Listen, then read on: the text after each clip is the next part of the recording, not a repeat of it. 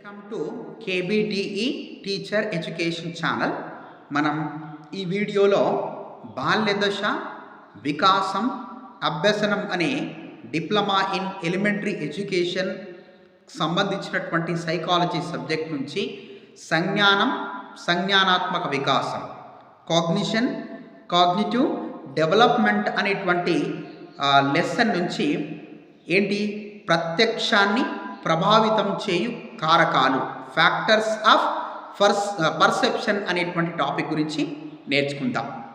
అంటే ఇక్కడ మానవుని యొక్క మెదడులో చుట్టూ ఉన్నటువంటి పరిసరాల నుంచి వచ్చినటువంటి ఉద్దీపనల ద్వారా జ్ఞానేంద్రియాల సహాయంతో ప్రత్యక్షం ఏర్పడడంలో చాలా అంశాలు కీలక పాత్ర వహిస్తాయి. అంటే చాలా రకాలైనటువంటి కారకాలు కీలక పాత్ర పోషించడం అన్నది జరగచ్చు.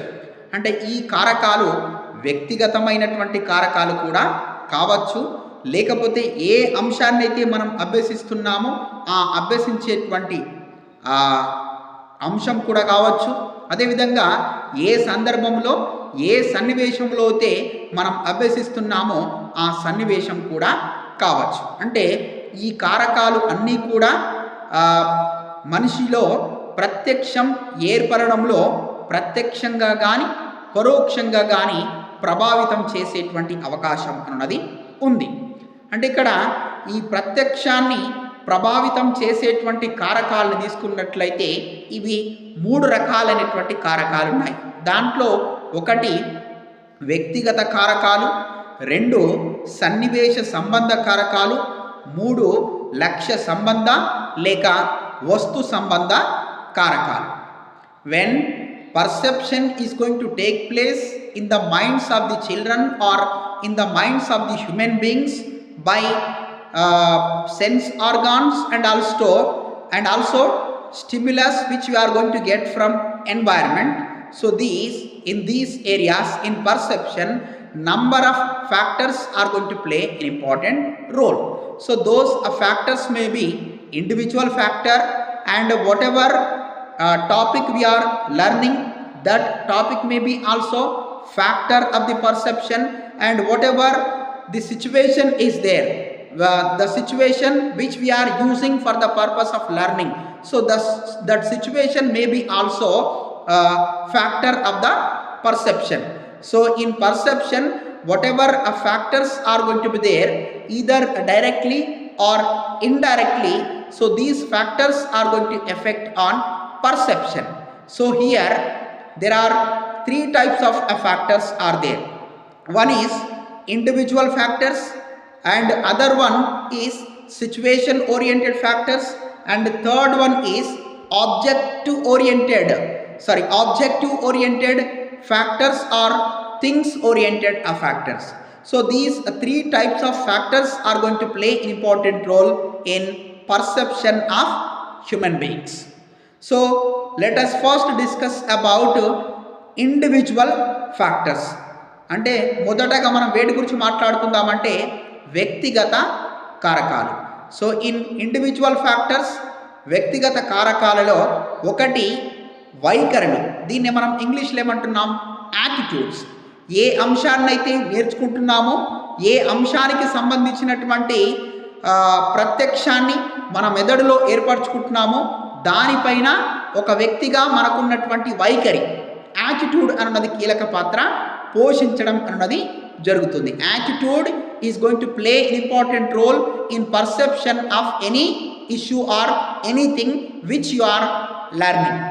Next, second one, experiences. By using a surrounding environment, పరిసరాల ద్వారా we are going to get lot of experiences about life, about issues. So ఇక్కడ మన చుట్టూ ఉన్నటువంటి పరిసరాల ద్వారా మనం పొందేటువంటి అనుభవాలు కూడా మన మైండ్లో, మన బ్రెయిన్లో పర్సెప్షన్ ఏర్పడడంలో కీలక పాత్ర పోషించడం అన్నది జరుగుతుంది. Means that perception is always based on the whatever experiences we are going to get from surrounding environment, because by whatever experiences we are going to get environment, so those experiences are going to stimulate those experiences are going to enter into our mind. So here only there is a possibility of perception. And next one is what? ప్రేరణ. మూడవది ఏంటి? ప్రేరణ. ప్రేరణ ఏమంటాం ఇక్కడ? Motivation అంటాం. అంటే చుట్టూ ఉన్నటువంటి పరిసరాలు నిన్ను ఎట్లా మోటివేట్ చేస్తున్నాయి, ఆ మోటివేషన్ కూడా పర్సెప్షన్, నీ బ్రెయిన్లో, నీ మైండ్లో పర్సెప్షన్ ఏర్పడడంలో కీలక పాత్ర పోషించడం అన్నది జరుగుతుంది. అదేవిధంగా ఆసక్తులు, అంటే చుట్టూ ఉన్నటువంటి పరిసరాల ద్వారా నీకు ఏ అనుభవాలైతే కలుగుతున్నాయో ఆ అనుభవాలపైన నీకున్నటువంటి ఆసక్తి. whatever experiences you are going to get, you are getting from environment. So on those experiences, what is your interest, whether you have interest in a positive manner or in a negative manner. So these interests are going to play important role in perception of the perception of anything in our mind or in our brain. And next ఏంటి? aspirations.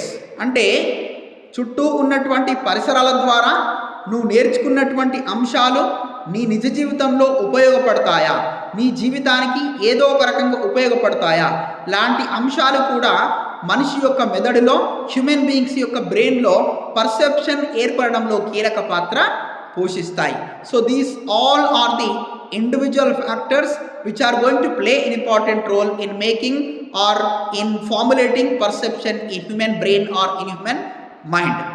Next second one, సన్నివేశ సంబంధ కారకాలు, situation related factors.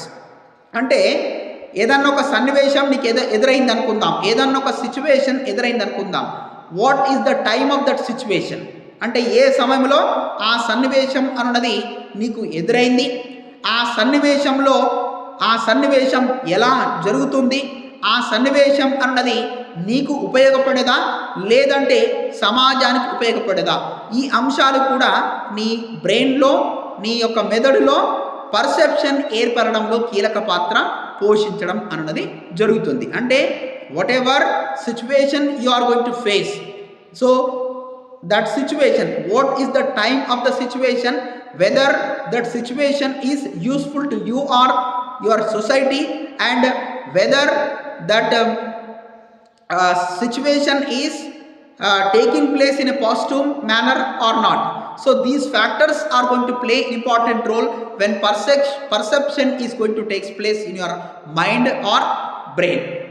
Next, మూడవది లక్ష్య సంబంధ వస్తు సంబంధ కారకాలు, objective oriented and thing oriented factors. ఇందులో నంబర్ 1 నూతనత్వం, ఇన్నోవేషన్.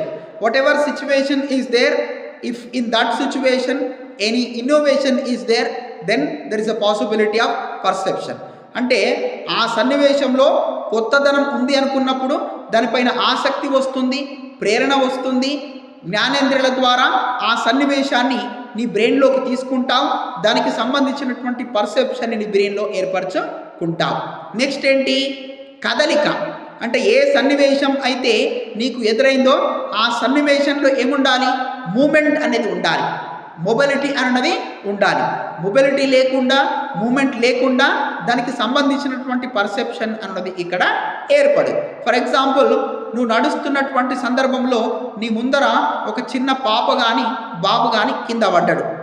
ఆ పడ్డటువంటి విధానం, పడ్డ తర్వాత ఏం జరిగింది, దానికి సంబంధించినటువంటి పూర్తి పిక్చర్ అన్నది నీ బ్రెయిన్లో ఏర్పడుతుంది.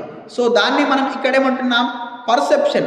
అంటే అక్కడ మూమెంట్ ఉంది కాబట్టి అక్కడ పర్సెప్షన్ అన్నది జరిగింది. అంటే without moment, without mobility in any situation, in any action, there is no perception. Means that perception is always depends upon when that action is having mobility, when that action is having movement, then only there is a possibility of perception in your mind, in your brain.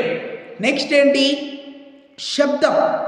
ఎప్పుడన్నా గుర్తుపెట్టుకోండి, for example మన ముందర ఒక పాప కానీ బాబు కానీ పడుతూ ఉన్నప్పుడు ఆ పడుతున్నటువంటి సందర్భంలో ఏం చేస్తాడు అంటే మాట్లాడతాడు, అంటే కొన్ని శబ్దాలను ఉత్పత్తి చేస్తాడు. అంటే బాధాకరమైనటువంటి ఆ శబ్దాలను ఉత్పత్తి చేయడం అన్నది జరుగుతుంది. When anything will happen in front of you, if any child will fell down in front of you, then automatically what will be there? There is a sound. Whatever action is going to take place, along with that action sound will come. So by bringing connection between sound and action, so that picture, that action, that situation you are going to imbibe into your mind or brain. So then only there is a possibility of perception of that situation. ఏదైనా ఒక సంఘటన, ఒక సన్నివేశం నీ ముందర జరుగుతున్నప్పుడు ఆ సన్నివేశానికి సంబంధించినటువంటి ఇమేజెస్, దానికి సంబంధించినటువంటి వీడియో, అదేవిధంగా ఆ సన్నివేశంలో వచ్చినటువంటి శబ్దాలు రెండింటిని ఒకదానికొకటి కనెక్టివిటీ చేసుకొని నీ బ్రెయిన్లోకి, నీ మెదడులోకి తీసుకొని దానికి సంబంధించినటువంటి పర్సెప్షన్ని నీ బ్రెయిన్లో ఏర్పరచుకోవడం అన్నది జరుగుతుంది.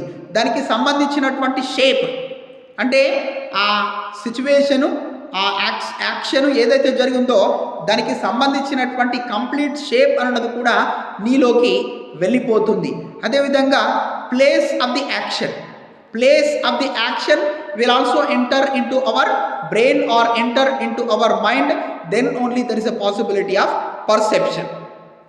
నెక్స్ట్ ఇక్కడ ఆ పర్సెప్షన్కు నీకు అంటే అక్కడ జరిగినటువంటి సంఘటనకు, సన్నివేశాలకు నీకు సంబంధం ఉన్నప్పుడు ఖచ్చితంగా దానికి సంబంధించినటువంటి పర్సెప్షన్ అన్నది నీ బ్రెయిన్లో ఏర్పడుతుంది.